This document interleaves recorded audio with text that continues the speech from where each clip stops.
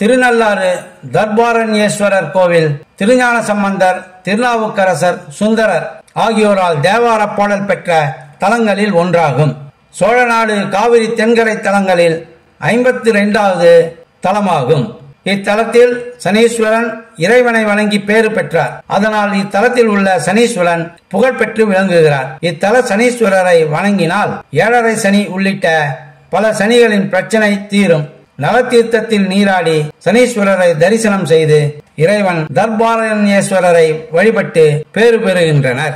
போகமாத்த பூன்முளையால் தன்னோடும் பொன்னகலம் பாகமாத்த பைங்கன் வெள்ளேற்று அண்ணல் பரமேட்டி ஆகமாத்த தோல் உடையன் கோவண ஆடையின் மேல் நாகமாத்த நம்பெருமான் மேயது நல்லாரே என்பது இத்தலத்தை பற்றிய ஞானசம்பந்தரின் தேவார பாடலாகும். இத்தலத்தின் மூலவர் தர்பாரண்யேஸ்வரர். இவர் சுயம்பு மூர்த்தியாக உள்ளார். தர்பையில் முளைத்தவர் என்பதால் தர்பாரண்யேஸ்வரர் எனப்படுகிறார். தர்பையில் முளைத்த தழும்புடன் உள்ளார். இடையனுக்கு இறைவன் காட்சியளித்தார் என்பது தொன்மையான நம்பிக்கை ஆகும். இங்குள்ள சனி பகவான் சந்நிதி பிரசித்தி பெற்றதாகும். சப்தவிட தலங்களில் இது ஒன்றாகும். இவரை திருமால், பிரம்மன், இந்திரன், சம்பந்தர், அப்பர், சுந்தரர் மூவரது பாடல் பெற்ற இத்தலம் காரைக்கால் வட்டத்தில் அமைந்துள்ளது. திசைப்பாலகர்கள் அகத்தியர், புலத்தியர், அர்ஜுனன், நலன் ஆகியோர் வழிபட்டுள்ளனர்.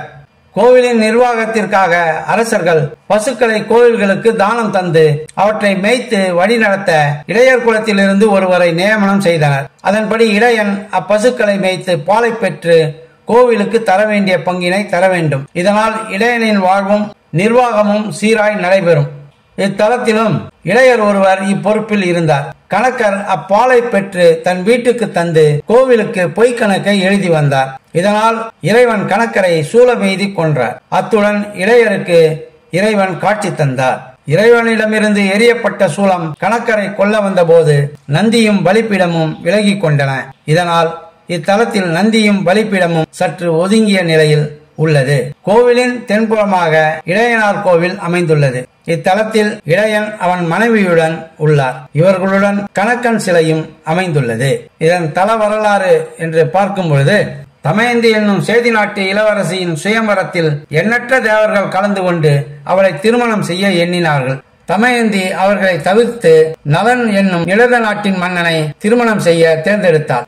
இதனால் கோபம் கொண்ட தேவர்கள் சனீஸ்வரனிடம் நலனை துன்புறுத்த வற்புறுத்தினார்கள். சனீஸ்வரனும் நலனை துன்புறுத்தினார்.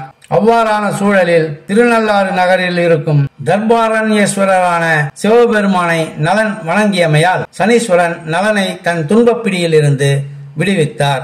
இத்தலம் காலை 5 மணி முதல் 12 மணி வரையிலும், மாலை 4:30 மணி முதல் இரவு 9 மணி வரையிலும் திறந்திருக்கும்.